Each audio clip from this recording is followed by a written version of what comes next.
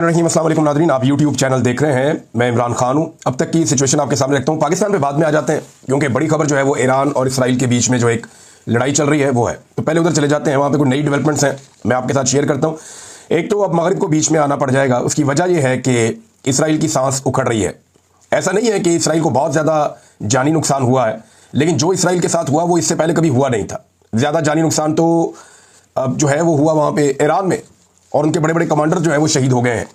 अभी जो लेटेस्ट इत्तलात हैं उनके मुताबिक ईरान के एक बड़े इंटेलिजेंस चीफ जो है पासदारान इनकलाब के इंटेलिजेंस सरबराह मोहम्मद काज़मी और उनके नायब, ये दोनों इसराइली हमले में शहीद हो गए हैं। ये अभी लेटेस्ट इत्तला है। इससे पहले ये भी क्लेम किया गया कि यमन के अंदर हौसी जो एक मलेशिया है उसके चीफ, उन्हें भी शहीद कर दिया गया। तो ईरान का नुकसान बहुत ज़्यादा हो रहा है। उनके जनरल शहीद हो रहे हैं, उनके साइंटिस्ट शहीद हो रहे हैं, उनकी जो साइट्स हैं उनको निशाना बनाया जा रहा है, उनकी जो फील्ड्स हैं, ऑयल फील्ड्स हैं, उनको निशाना बनाया जा रहा है। तो ये ईरान के साथ हो रहा है, लेकिन ये मुसलमान मुल्कों के साथ होता चला आया, लंबे अरसे से हो रहा है। इसलिए कोई बड़ी खबर बनती नहीं है। बड़ी खबर बनती है जब इसराइल के अंदर अटैक होता है। इसराइल के मुख्तलिफ शहरों से जब इत्तलात आती हैं कि वहाँ तबाही फिर गई है और वहाँ से इंसान भाग रहे हैं, लोग नीचे सुरंगों में घुस गए हैं, लोग बंकर्स के अंदर चले गए हैं, जो बाहर निकलता है वो मारा जाता है, और एक हू का आलम है पूरे के पूरे इसराइल के अंदर, एक खौफ की फिजा है। जब ये चीज़ें वहाँ से सामने आती हैं तो ये दुनिया की सबसे बड़ी खबर बनती। वो इसलिए कि अब तक इसराइल इस दुनिया के अंदर ऐसे जाहिर करता था जैसे उसे खौफ ही किसी चीज़ का नहीं है, या वो इस तरीके से दुनिया में रिएक्शन देता था, या ऐसे फिरता था अक़वाम मुत्तहिदा में बाकी जगहों पे मीडिया को इंटरव्यू देते हुए वो खुलकर कहते थे हमारी पॉलिसी है, हमने बच्चों को मारना है, हमारी पॉलिसी है कि हमने इनका नस्लकुशी करनी है। वो ये कहते थे कि हम यहाँ पे इनको नहीं बसने देंगे, इलाके खाली करवाएंगे। तो वो सारी चीज़ें जिनको इंसानी हकूक़ की खिलाफ वर्जियाँ कहा जाता है वो इसराइल खुलकर करता आया है। बहुत सारी करारदादें इसराइल के खिलाफ आई, बहुत सारा आलमी सतह पर एक्शन लेने की इसराइल के खिलाफ बात हुई, लेकिन जो अमेरिका की और मगरबी ममालिक की एक सपोर्ट है इसराइल के साथ, उसकी वजह से वो ये सारे मामला आज तक टैकल करता चला आया है। लेकिन इस बात का किसी को भी अंदाजा नहीं था कि इसराइल जब ईरान पे अटैक करेगा तो उसका रद्द-ए-अमल इतना शदीद होगा। ईरान के पास कितने मिसाइल हैं इसके बारे में भी अब कुछ खबरें आ रही हैं, और ईरान कब तक लगातार ये मिसाइल बरसा सकता है इसके बारे में भी खबरें आ रही हैं।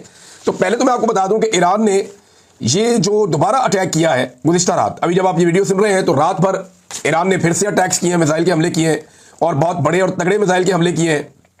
उनके मनाजिर जो है वो देखे जा सकते हैं। खासतौर पे गजा के वो लोग जो हमेशा इसराइल की तरफ ये देखते रहते थे कि वहां से मिसाइल आएंगे और आकर हमारे इलाकों पर गिरेंगे, अब वो पहली मरतबा विटनेस कर रहे हैं कि कहीं और से मिसाइल आ रहे हैं और वो आकर वहां गिर रहे हैं जहां से मिसाइल आया करते थे। यानी जिधर से मिसाइल लॉन्च होते थे इसराइल से, अब इसराइल के अंदर जाकर मिसाइल गिर रहे हैं, और ये ईरानी मिसाइल है। अगर आप उनकी ऑडियो सुने तो वो अरबी बोलते हैं लोग, और वो बड़े पुरजोश हैं, बच्चे नारे लगा रहे होते हैं, ऊंची ऊंची बोल रहे होते हैं, बल्कि उन मिसाइलों को वेलकम कर रहे होते हैं जो जाकर इसराइल में गिरते हैं। यानी यहां मैं वीडियो देख रहा था तो उसके अंदर ये लोग ऐसे देख रहे हैं मिसाइल गिरते हुए कि जैसे उनकी सारी नेक तमन्नाएं, दुआएं, उनकी सारी विशेज उन मिसाइलों के साथ है कि रास्ते में तबाह होने की बजाय वो मिसाइल जाए और जाकर अपने टारगेट को हिट करें। तो जब जब कोई टारगेट पे जाकर मिसाइल गिरता है, चाहे बैरूत से लोग देख रहे हैं, चाहे लोग खड़े होकर देख रहे हैं गजा से, वो फिर उसको सेलिब्रेट करते हैं, वो उसके ऊपर अल्लाह अकबर के नारे लगाते हैं। तो यहां क्योंकि एक रिफ्ट पैदा हो चुकी है इस रीजन में, और एक लगातार लड़ाई इसराइल और इस खित्ते में बाकी जो मुसलमान लोग हैं उनके बीच में चल रही है, स्पेशली गजा और बैरूत पे जैसे ये अटैक करते हैं, दीगर जगहों पे करते हैं, तो इसकी वजह से एक रिफ्ट है और वो अब नजर आ रही है। यानी हमने ये मनाज़िर भी देखे हैं कि जब कभी गजा के अंदर आकर बम गिरते थे तो इसराइल में पहाड़ियों पर बैठे हुए बहुत सारे इसराइली लोग जो है वो सीटियां बजाते थे, तालियां बजाते थे, खुश हो जाते थे। अब उसी तरह के मनाज़िर हम दूसरी तरफ से देख रहे हैं कि वहां से भी लोग नारे लगा रहे हैं, नारे तकबीर बुलंद कर रहे हैं, खुश हो रहे हैं, बाद लोग सीटियां बजाते हैं, और वो उसी तरह महसूस हो रहे हैं जैसे उनकी अपनी तबाही के ऊपर इसराइल के लोग महसूस होते थे। तो ये पूरा खित्ता एक जंगी जुनून की लपेट में है, और ये मामला अभी इस दफ़ा तो इसराइल ने शुरू किया, और नॉर्मली इसराइल ही शुरू करता है क्योंकि वो गजा को खाली करवाना चाहता है। अक़वाम मुत्तहिदा की करारदादें आप उठा लें, जितनी भी बातें आज तक आलमी सतह पर हुई हैं, यूरोपीय यूनियन के आप उठा लें डॉक्यूमेंट्स, वो भी यही कहते हैं कि इसराइल ज़्यादती कर रहा है, ज़्यादती बंद करे। फ़लस्तीन को तस्लीम करने के बारे में कुछ और ममालिक जो है वो इस बारे में सोच रहे हैं कि उनके साथ जो जुल्म और जबर हुआ है, अक़वाम मुत्तहिदा की रोज़ाना की बुनियाद पर रिपोर्टें आती हैं कि उनको इमदादी सामान नहीं जाने दिया जा रहा। तो ये बहुत सारी चीज़ें हैं। अब इसमें नाज़रीन जो ईरान है उसकी जानिब से एक वार्निंग मैं सुन रहा था, और वो वार्निंग बाकायदा जारी की गई है।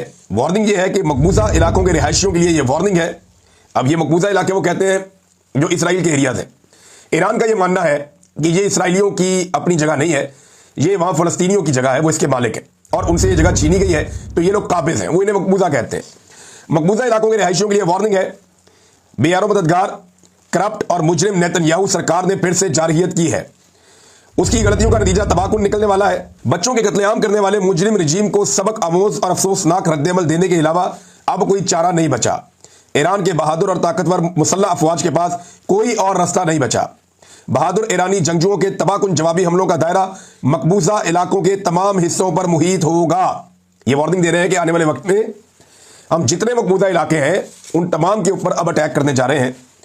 आने वाले दिनों की ये वार्निंग है, मकबूजा इलाके खाली कर दिए जाएं क्योंकि मुस्तकबिल में आपके रहने की ये जगह नहीं बचेगी और यानी ये जगह इस काबिल ही नहीं होगी कि आप यहां पे रहें, लिहाजा इलाका आप खाली कर दें। हालिया रातों में ये तजर्बा या जो भी हालिया रातों में अटैक किया गया ईरान की जानिब से वो हसास इमारतों और अहम अहदाफ तक महदूद रहा है। जो मौजूदा रजीम के अहम अहदाफ है वहां तक महदूद रहा है, लेकिन अब ये हमले शिद्दत इख्तियार करेंगे। अब ये बता रहा है ईरान के जनाब अब हम हमले का दायरा बढ़ाने वाले हैं, लिहाजा सिविलियन यहां से निकल जाएं और जाएं। और यहां पे जो रजीम है नेतन्याहू का, ये बड़ा जालिम है, ये बच्चों को कत्ल करता है और अब इन्हें इसका सामना करना पड़ेगा। और ये लड़ाई इसराइल ने शुरू की है जिसके नतीजे में, जारहियत के नतीजे में हमारे पास कोई रास्ता नहीं है इसका जवाब देने के अलावा। तो ये है नाज़रीन ईरान का मौक़िफ़। दूसरा, मैंने आपको बताया था कि बाकायदा जो सुप्रीम कमांडर है उन्होंने ये कह दिया ईरान के कि जनाब हम तो अब एटम बम बनाएंगे, अगर आप बना सकते हैं, आप रख सकते हैं तो हम क्यों नहीं रख सकते। आपके पास अगर तबाही फैलाने वाले हथियार हैं तो हमारे पास क्यों नहीं हो सकते। आप होते कौन है ये फैसला करने वाले कि हम क्या रखेंगे और क्या नहीं रखेंगे। तो ये अब इस मौके के ऊपर ईरान आ गया। ये वही ईरान है जो कॉपरेट करता था, ये वही ईरान है जो एग्रीमेंट साइन करता था, ये वही ईरान है जो इंस्पेक्शन भी करवाता था, ये वही ईरान है जो डील भी करना चाहता था, ये वही ईरान है जो बैठ के मुज़ाकरात की टेबल पे बार बार आता था। बल्कि मुज़ाकरात जारी थे जब इसराइल ने अटैक किया और उसके बाद मौखर हो गए। अब वही ईरान कह रहा है कि हम बनाएंगे बम। देखिए ईरान के अंदर ये सोच मौजूद थी कि वो एटमी कुव्वत बने या ना बने, लेकिन अब तो मेरे ख्याल में इस हमले के बाद बड़ी क्लैरिटी होगी कि अगर हम एटमी कुव्वत होते तो इसराइल इस तरह से हमारे ऊपर मिसाइल हमलों की जरूरत ना करता और ऐसे हमारी पूरी फौजी क़यादत को एलिमिनेट ना करता या फौजी क़यादत के ऊपर अटैक ना करता। कुछ और इतलात भी आ रही हैं ना, और ये इंटरनेशनल मीडिया में छपी हैं। इसराइल ने दावा किया है और अमेरिकन सोर्सेज भी ये दावा कर रहे हैं कि डोनाल्ड ट्रंप को बताया गया इसराइल की जानिब से कि हमें इस वक्त एग्जैक्ट आइडिया है कि सुप्रीम लीडर आयतुल्लाह को कहां पे शहीद किया जा सकता है और हम ये कर सकते हैं, वो हमारे निशाने पर है, हमारे पास ये मौका है और हम उन्हें शहीद कर सकते हैं। जैसा कि इससे पहले उन्होंने आर्मी चीफ को, इंटेलिजेंस चीफ को और बाकी बहुत सारे पासदारान इनकलाब के चीफ को इन्होंने हिट किया, तो उन्हें लगा कि अब हम ये भी हिट कर सकते हैं। तो इसराइल ने जब डोनाल्ड ट्रंप को ये प्लान दिया तो अमेरिकन मीडिया ये क्लेम कर रहा है, पता नहीं ये सच्चा या झूठा है, लेकिन अमेरिकन मीडिया का क्लेम है और वहां पे डिफरेंट न्यूज चैनल्स के ऊपर ये चल रहा है। क्लेम ये है कि फिर डोनाल्ड ट्रंप ने मना किया और उन्होंने कहा जी कि ये बिल्कुल नहीं करना, क्योंकि अमेरिकी मफादात के ऊपर ईरान ने कहीं पे अटैक नहीं किया तो अमेरिका नहीं चाहता कि ये लड़ाई इस लेवल तक बढ़ जाए। और अमेरिका ने, डोनाल्ड ट्रंप ने इसमें मुदाखलत की है बकौल उनके। हो सकता है ये सच हो सकता है झूठ हो, लेकिन इसराइल ने अमेरिकन ऑफिशियल्स के मुताबिक, जो खबर बाहर आई उसके मुताबिक, इसराइल ने अमेरिका से ग्रीन सिग्नल मांगा था खमीनी साहब के लिए कि वहां पे अटैक किया जाए, लेकिन वो मना कर दिया गया। दूसरी जानिब हालात इसराइल के लिए बहुत मुश्किल हो गए। डोनाल्ड ट्रंप कह रहा है जी कि मैं अब लड़ाई रोक दूंगा और मैं इसके लिए पूरी कोशिश कर रहा हूं। ईरान और इसराइल के दरमियान जल्दी अमन कायम हो जाएगा। डोनाल्ड ट्रंप ने इस सिलसिले में बहुत सारे लोगों से बातचीत करना शुरू कर दी है। खासतौर पर डोनाल्ड ट्रंप ने बातचीत की है प्यूटन से, क्योंकि उसे इस बात का आइडिया है कि चीन का और रशिया का कुछ ईरान के साथ ऐसा ताल्लुक है कि वो ईरान को मजीद हमले करने से रोक सकते हैं या इस मामले को कूल डाउन कर सकते हैं। लेकिन ईरान का जितना बड़ा नुकसान हो गया ना, अब ईरान को इस बात पे कायल करना भी मुश्किल है कि वो फौरी तौर पे ये हमले बंद कर दे। और ईरान हमले बंद करते करते भी बहुत सारे मिसाइल दाग देगा। ईरान के पास मिसाइल कितने हैं ये पहले बताता हूं, फिर ये बताता हूं कि नेतन्याहू अब क्या चाहता है। और उसको ये समझ आ गई है कि अकेला इसराइल ईरान का मुकाबला नहीं कर सकता। देखिए, आप ईरान का मुकाबला तब तक नहीं कर सकते ये सारे मिलकर भी, जब तक ये ईरानी सरजमीन पर नहीं उतरेंगे। ईरान के अंदर तो कोई इनकलाब ला नहीं सकते। कोशिश है उनकी वहां रजीम चेंज कर दिया जाए किसी तरह, और जो एक इनकलाब के नतीजे में हुकूमत बनी हुई थी उसको खत्म करके जो पुराना हुकूमत का एक स्टाइल था जो मगरिब के साथ कॉपरेट करके चलते थे, वो हुकूमत लाके बैठा दी जाए। लेकिन ईरान के अंदर ऐसा होता हुआ फिलहाल दिखाई नहीं दे रहा। वो बड़े तगड़े हैं, उनकी बड़ी फोर्स है, बड़ी ताकत है उनकी। अब अगर ये नहीं कर सकेंगे तो फिर उनको ग्राउंड पे अपनी फोर्सेस उतारनी पड़ेंगी ईरान में। अब यहां पे एक सवाल ये पैदा होता है कि 6.5 लाख फौज के साथ लड़ना भी तो अजाब है ना, बहुत मुश्किल है, लड़ नहीं सकते। और उनके पास रिजर्व में भी बहुत सारी फौज है ईरान के पास, तो ये एक नई मुसीबत बन जाएगी। हाँ, ये जरूर हो रहा है कि इसराइल अपने टारगेट्स अचीव करता चला जा रहा है एक एक करके ईरान में। मिसाल के तौर पे अभी जो नई शहादतें हुई हैं ईरानी जनरल्स की, इनसे यह पता चलता है कि ईरान के अंदर इसराइल की इंटेलिजेंस बदस्तूर मौजूद है और उस नेटवर्क को ईरान अभी तोड़ नहीं पाया। ईरान को हर हाल में इसराइली इंटेलिजेंस को नाकाम बनाना पड़ेगा। अब चाहे वो डिजिटल फुटप्रिंट के जरिए आते हैं, चाहे वो किसी और तरीके से आते हैं, टेक्नोलॉजी के जरिए आते हैं, या ह्यूमन रिसोर्स उनके ऐसे हैं जिनके देखो ह्यूमन रिसोर्स के बगैर ये मुमकिन नहीं है। जब तक ये ज़मीनी मदद ना हो तब तक आप इतने बड़े टारगेट अचीव कर नहीं सकते। तो इसराइल का जो नेटवर्क काम कर रहा है ईरान में, ईरान को उसको तोड़ना पड़ेगा, वो उसको तोड़ने में अभी तक कामयाब नहीं हुआ। आप देखें ना, अमेरिका के पास भी सारी टेक्नोलॉजी थी, लेकिन मुल्ला इब्राहिम सदर को वो 20 साल तक उनका ख्वाब ही रहा कि हम पकड़ लें या मार दें, नहीं कर सके। बहुत सारे और तालिबान कमांडर थे, मुल्ला उमर काबू नहीं आए उनके। उसामा बिन लादेन पाकिस्तान आ गए, यहां पे आके उनके ऊपर अमेरिका ने अटैक किया। अफगानिस्तान में जब तक वो था उसामा बिन लादेन काबू नहीं आया। बहुत सारे और तालिबान कमांडर हैं, हक्कानी है, पूरा उनका नेटवर्क है, और दीगर तालिबान है, वो कभी काबू नहीं आए। अमेरिका ने बड़ी कोशिश की, नेटो ने बड़ी कोशिश की, लेकिन वो ये समझ गए थे कि हमने किस तरीके से अपने आप को छुपाना है। उनकी इंफॉर्मेशन लीक नहीं होती थी, जबकि ईरान में इंफॉर्मेशन लीक होती है। उसकी वजह यह है कि ये एक मुनज़्ज़म फोर्स है ना, टेक्नोलॉजी है वो भी इस्तेमाल करते होंगे, और साथ ह्यूमन इंटेलिजेंस का एलिमेंट भी होता है। तो ये जरा डिफरेंट है, सिचुएशन डिफरेंट है, लेकिन फिर भी ईरान को ये चीजें मैनेज करनी पड़ेंगी। अच्छा, अब नेतन्याहू के पास क्या ऑप्शन है? देखिए, अमेरिका तो चाह रहा है कि जंग रुक जाए, यूरोप इसके अंदर पड़ गया है, बर्तानिया ने, फ्रांस ने और जर्मनी ने ऑफर कर दिया कि आए बैठे मुज़ाकरात करते हैं, जंग बंद कर दें। जो ईरान के इत्तेहादी हैं उनके साथ रब्ते किए जा रहे हैं, तुर्की से रब्ता किया जा रहा है, पाकिस्तान से रब्ता किया जा रहा है, बाकी मुल्कों से, सऊदी अरब से, कि किसी तरह चीज़ों को कूल डाउन करे। जबकि जो मुसलमान मुल्क है वो पूरी कुव्वत से ईरान के साथ खड़े, हथियारों के साथ तो नहीं खड़े, फिजिकली तो नहीं जाके लड़ रहे, लेकिन वो इखलाकी नुक्ता नजर से वो ईरान को कह रहे जी आपके साथ गलत हुआ, आपके साथ ज्यादती हुई, आप जो कर रहे हैं हम आपकी सपोर्ट कर रहे हैं इसमें, क्योंकि इसराइल ने आपके ऊपर पहले अटैक किया, उसने जुल्म किया, उसने जबर किया, वो जिम्मेदार है, उसके ऊपर आप जवाब दे दें। तो पाकिस्तान हो या तुर्की हो या सऊदी अरब हो या यूएई के दीगर ममालिक हो, अभी वहां पर उन्होंने जीसीसी की मीटिंग भी बुला ली है, और ये जो जीसीसी है इसकी मीटिंग के अंदर कुछ आम फैसले किए जाएंगे। ये गल्फ कोऑपरेशन काउंसिल है, इसमें बहरीन है, कुवैत है, ओमान है, कतर है, सऊदी अरब है और यूएई है। ये तमाम ममालिक ईरान के सामने वाली साइड पे है। सबसे बड़ा मुल्क जो है वो इसमें सऊदी अरब है, उसके बाद जो है ओमान एक बड़ा मुल्क है, कतर, कुवैत, बहरीन और यूएई। ये 6 ममालिक अब बैठेंगे और इस सूरत हाल के ऊपर जायजा लेंगे, क्योंकि इस जंग के बाद आलमी मंडी के अंदर तेल की कीमत कुछ बढ़ी है, लेकिन जैसे ही तेल की कीमत बढ़ी तो पाकिस्तानी गवर्नमेंट ने बिल्कुल इंतजार नहीं किया और फौरी तौर पर पाकिस्तानी अवाम के लिए तेल की कीमत बढ़ा दी। यानी लगभग कोई 5 रुपए के आसपास, 4 रुपए 80 पैसे इन्होंने पेट्रोल की कीमत बढ़ा दी है, और 7 रुपए 95 पैसे, लगभग 8 रुपए इन्होंने डीजल के ऊपर कीमत बढ़ा दी है। अंदाजा करें, गुज़िश्ता कई महीनों से लगातार आलमी मंडी में पेट्रोल की कीमतें नीचे जा रही हैं और पाकिस्तान की आवाम को पाकिस्तान की हुकूमत रिलीफ नहीं दे रही। लेकिन जैसे ही पता चला कि आलमी मंडी में अब ऊपर का ट्रेंड है, तो फौरी तौर पर धड़ाधड़ इन्होंने आलमी मंडी के ट्रेंड को फॉलो करते हुए पाकिस्तानी आवाम को जो रिलीफ देना था वो देने की बजाय उनकी जेब से मजीद पैसा छीनने का बंदोबस्त कर लिया है। नाज़रीन, इसराइली शहरी जो है वो खुद को अब गैर महसूस कर रहे हैं। जो वीडियोज आ रही हैं उनमें यही दिखाई दे रहा है। अगर ईरान ये हमला कंटिन्यू रखता है अगले चंद दिन के लिए, तो याद रखिएगा कि नेतन्याहू के लिए बड़ी सियासी मुश्किलात पैदा हो जाएंगी, और हो सकता है कि इसराइली शहरी ही नेतन्याहू के खिलाफ हो जाए और उसके लिए एक नई मुसीबत बन जाए, क्योंकि उन्होंने कभी भी ये सोचा भी नहीं था कि उनके ऊपर भी बम गिरेंगे। वो यही सोच रहे थे कि हम ही बम गिराएंगे हमेशा, हमारे ऊपर तो आयरन डूम की छतरी है और वो छतरी किसी बम को हमारे तक पहुंचने नहीं देगी। लेकिन अब बिल्डिंगें भी गिर रही हैं, इमारतें भी तबाह हो रही हैं, इंस्टॉलेशंस भी तबाह हो रही हैं, एनर्जी जहां पे ये स्टोर करते हैं या जो इनके एनर्जी के प्लांट्स हैं वो भी तबाह हो रहे हैं, जहां पे इनका फ्यूल के स्टेशन हैं या डिपोज हैं वो भी तबाह हो रहे हैं। तो जब इतनी तबाही फैल रही है और ये तबाही आने वाले वक्त में मजीद फैलेगी, उसकी वजह मैं आपको बताता हूँ। यहाँ पे मैं आपको दिखाता हूँ कुछ और मिसाइल्स हैं जो अभी तक ईरान ने इस्तेमाल नहीं किए। अभी तक जो फतह 2 है उसको इस्तेमाल नहीं किया और जो सजल है उसको इस्तेमाल नहीं किया। ये 2 बड़े खतरनाक हथियार हैं ईरान के पास, लेकिन ईरान ने इन दोनों हथियारों को इस्तेमाल नहीं किया। इनकी रेंज भी बहुत ज़्यादा है, ये मैक 5 की रफ्तार से जाते हैं, यानी बहुत तेज़ रफ्तार ये मिसाइल्स हैं, और ये उसकी बेस्ट रफ्तार के ऊपर जाते हैं। और यानी ये काला वाला मिसाइल अगर आप अपनी स्क्रीन पर देखें तो ये ईरान का बना हुआ मिसाइल है। ये 1400 किलोमीटर तक की इसकी रेंज है और ये वारहेड को भी ले जाता है और खासा तगड़ा मिसाइल है। ये अभी तक ईरान ने इस्तेमाल नहीं किया। फिर सैचिल मिसाइल जो है ये भी ईरान का बनाया हुआ मिसाइल है, इसको भी इन्होंने इस्तेमाल नहीं किया। ये 2000 से 2500 किलोमीटर तक उसकी रेंज है, यानी बड़े आराम से ये इसराइल के हर कॉर्नर को निशाना बना सकता है। और ये भी बैलिस्टिक मिसाइल है, सॉलिड फ्यूल इसके अंदर इस्तेमाल होता है, और ये भी एक बड़ा एक्यूरेट मिसाइल है। 10 मीटर की रेंज के अंदर गिरता है, जहां पे आपने मारना है ये मैक्सिमम अगर इसके अंदर एरर आएगा तो 10 मीटर का आएगा, 2500 किलोमीटर दूर जाके भी। तो ये भी अपने टारगेट को हिट करने वाला मिसाइल है, बड़ा मिसाइल है। तो अभी तक ईरान ने इनको इस्तेमाल नहीं किया।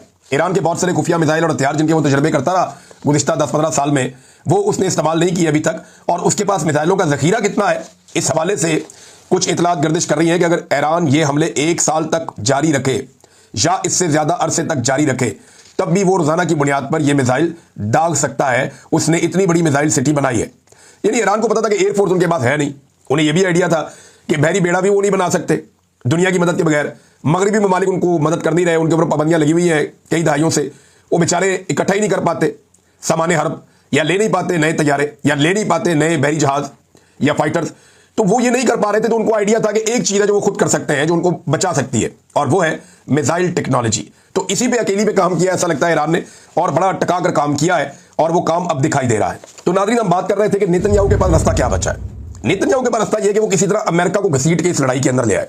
वो इंटरव्यू दे रहा था, उसने इंटरव्यू देते हुए कहा कि मेरी खिड़की में आकर भी बम लगा है मेरे बेडरूम की, और ईरान ने वहां तक मारा है। और वो अपने आप को जूनियर पार्टनर कह रहा था जानबूझ के, कि सीनियर पार्टनर तो डोनाल्ड ट्रंप है, ये लड़ाई तो डोनाल्ड ट्रंप की है, ये तो लड़ मैं रहा हूं। यानी इस किस्म का इंटरव्यू दिया नेतन्याहू ने, और ऐसे शो किया एंकर के सामने कि जैसे लड़ाई तो ये डोनाल्ड ट्रंप की और अमेरिका की है, मैं तो जूनियर पार्टनर हूं, मैं तो रास्ते में खड़ा हूं ईरान के। लड़ाई तो डोनाल्ड ट्रंप को मारना चाहते हैं, उसे कत्ल करना चाहते हैं, और उन्होंने मुझे कत्ल करने की कोशिश की भी है। तो अब पूरी कोशिश है नेतन्याहू की, उसको समझ आ गई है कि अकेले इसराइल से लड़ना, चाहे उसको जितने मर्जी हथियार फराहम किए जाएं, उसके बस की बात नहीं है। दो चीजें होना बहुत जरूरी है, दोनों में से एक चीज होना बहुत जरूरी है। या तो वो कोई रिजीम चेंज कर दे ईरान में, मुमकिन दिखाई नहीं दे रहा, या वो ग्राउंड पे अपनी फोर्सेस उतार दें, ऐसा रिस्क कोई ले नहीं रहा। तो वो अमेरिका को अब लड़ाई के अंदर ड्रैग करना चाहता है, लाना चाहता है, ताकि ये मामला खत्म हो। अभी कुछ इतलात ऐसी भी आ रही हैं कि इसराइल ने खुद से राब्ता किया मगरबी ममालिक से कि ये जंगबंदी करवाई जाए। तो क्या ईरान अब जंगबंदी पे राजी हो जाएगा? जिस तरह का नुकसान ईरान का किया गया, उसके बाद हाइपरसोनिक मिसाइलों की एक बारिश हो रही है इस वक्त इसराइल के ऊपर। कुछ रोक भी लिए जाते हैं, लेकिन बहुत सारे जाकर हिट होते हैं। तो इसराइल को पहली मर्तबा अंदाजा हुआ कि ये इतना आसान नहीं था। ईरान ने एक और फैसला भी किया है, और ये भी खबरें चल रही थी कि इसराइल के दिफा में जो ममालिक सामने आएंगे, इसराइल उनके अहदाफ को निशाना बनाएगा। मिसाल के तौर पे यहाँ पे इस खित्ते में बहुत सारे अमेरिकन बेड़े हैं, उनके मरीन्स हैं, उनके बहुत सारे एसेट्स हैं यहाँ पे, और नेटो के भी लोग हैं यहाँ पे, दीगर मुल्कों के। तो अगर वो कहीं इसराइल की मदद के लिए उनमें से कोई आता है, तो ईरान ने क्लियर कर दिया कि फिर हम उनको निशाना बनाएंगे, हमारे पास कोई और रास्ता नहीं होगा। अब आ जाए नाज़रीन पाकिस्तान की जानिब। मैंने आपको एक खबर दी थी, और पाकिस्तान तहरीक इंसाफ के लोगों से मेरा राब्ता हुआ है। उन्होंने ये कहा कि अली अमीन गंडापुर साहब का बयान वाकई गलत है, और ये तहरीक इंसाफ और इमरान खान साहब की पॉलिसी नहीं है। इमरान खान साहब की पुरअमन तहरीक को नुकसान पहुंचा सकता है अली अमीन गंडापुर का ये बयान, और इंतजार वो लोग इस बात का कर रहे हैं कि इमरान खान साहब से उनकी मुलाकात हो, और वो ये मामला इमरान खान साहब के सामने रखें, और उनसे पूछें कि जनाब ये तो गोलियां चलाने की बातें हो रही हैं, बंदूकें लाने की बातें हो रही हैं। तो फिर इमरान खान साहब जो बात करेंगे उसको फिर समझा जाएगा कि वो उनकी जानिब से बयान है। दूसरा, इमरान खान साहब को ताने दिए जा रहे हैं पुटआउट्स की जानिब से कि उनका स्टेटमेंट क्यों नहीं आया इसराइल और ईरान के मामले पे। तो भाई जिस वक्त इमरान खान साहब की मुलाकात हो जाएगी, किसी से भी हो जाए, तो फौरी तौर पर इमरान खान साहब ये स्टेटमेंट दे देंगे, और वो स्टेटमेंट सुनने के बाद उनकी सोशल मीडिया की टीम वो सोशल मीडिया पे डाल देगी। और ये बड़ा क्लियर है, ये जब भी आप उनसे पूछेंगे, इमरान खान साहब को अगर 15 दिन के लिए आप अकेला कर देते हैं, आजकल उनको दोबारा से आइसोलेट किया हुआ है, और ये आइसोलेशन तब शुरू हुई इमरान खान साहब की। मुझे आइडिया हो गया था उस दिन जब इमरान खान साहब ने बुशरा बीबी को लेकर एक स्टेटमेंट दिया था कि आसिम मुनीर साहब बुशरा बीबी साहिबा की कोई मिन्नत कर रहे थे, या उन तक अप्रोच कर रहे थे अपने आप को, या अपने ओहदे के लिए, या कोई इस तरह की चीज़ें इमरान खान साहब ने कही थी। मैं क्योंकि हज पे था तो मैं वो पूरा स्टेटमेंट पढ़ नहीं सका, लेकिन मुझे आइडिया हो गया था उसके लुबे लुबाब से। वो जो 2-4 चीज़ें मैंने देखी थी, मुझे उससे आइडिया हो गया था कि अब इमरान खान साहब के ऊपर दोबारा सख्ती की जाएगी, क्योंकि उन्होंने दोबारा आर्मी चीफ आसिम मुनीर साहब को चैलेंज किया है। और वही हमने देखा बाद में दोबारा से इमरान खान साहब का जो एक खुला बयान आया, उसके बाद इमरान खान साहब को दोबारा से कैद तन्हाई में डाल दिया गया, और इतने अहम मौके पर भी उन्हें यह मौका नहीं दिया जा रहा कि वो अपना स्टेटमेंट जारी करें। नाज़रीन, आसिम मुनीर साहब के खिलाफ जो एहतजाज हुआ अमेरिका में, उस पर काफ़ी तशवीश है, और उनके हक में जो लोग आए वो सिर्फ 6 लोग थे। बड़ी मैं मोहतात अंदाजे में आपको बता रहा हूं कि ड्राइवर मिला के 6 लोग थे जो आसिम मुनीर साहब के हक में एहतजाज करने के लिए आए थे, जबकि दूसरी जानिब सैकड़ों लोग थे जो उनके खिलाफ एहतजाज करने के लिए आए थे। जो लोग आसिम मुनीर साहब के हक में एहतजाज करने आए थे, मुबैना तौर पर उन्हें पाकिस्तानी सफारत खाने ने जो है वो इंटरटेन किया है, जबकि जो बाकी मुजाहिरीन हैं उनको खौफजदा करने के लिए उनकी फर्दन वीडियोज बनाई गई हैं, और उनकी वीडियोज मुख्तलिफ एंगल से बनाई गई हैं, ताकि उन्हें खौफजदा किया जाए कि आपको इसके नताइज भुगतने पड़ेंगे। तहरीक इंसाफ ने व्हाइट पेपर जारी किया है मौजूदा हुकूमत के खिलाफ और उनके बजट के खिलाफ, और ये बताया गया तहरीक इंसाफ की जानिब से, आलिया हमजा साहब प्रेस कॉन्फ्रेंस कर रही थी कि 111 कंपनियों को टैक्स की छूट दे दी गई है। इसमें 35 कंपनियां ऐसी हैं जो फौज की हैं। अगर आप फौज की कंपनियों को टैक्स की छूट दे देंगे, तो बाकी कंपनियां फौज की कंपनियों का मुकाबला कैसे करेंगी? ये तो मुमकिन ही नहीं है। मुकाबले की तो फिदा ही आपने खत्म कर दी। उन्होंने कहा कि जिनमें से 35 कंपनियां फौज से मुंसलिक हैं, और सारे का सारा बोझ इन 111 कंपनियों के टैक्स का जो बोझ है वो तनख्वाहदार तबके पर डाल दिया गया है। तनख्वाहदार तबके पर 10% इजाफे का एहसान जितलाया जा रहा है, जबकि दूसरी तरफ 45% लोग खत्ते गुर्बत से नीचे चले गए हैं। आलिया हमजा ने मजीद कहा कि 2022 के बाद से 3 साल पाकिस्तान की 77 साल तारीख के बदतरीन 3 साल है। फैसलाबाद में 1600 फैक्ट्रियां बंद हो चुकी हैं। कॉटन और गंदम समेत हर फसल की कीमत कम हुई है। महंगाई और कर्जे बढ़े हैं। शरह नमू जो है वो कम हुई है। हुकूमत की 3 साल कारकर्दगी पे जो उन्होंने व्हाइट पेपर जारी किया है, इस पर हम बात कर सकते थे, लेकिन बहुत सारी और खबरें हैं नाज़रीन। उन खबरों की वजह से इन इश्यूज के ऊपर हम पूरा फोकस नहीं कर पा रहे, लेकिन करेंगे। अब तक के लिए इतने, अपना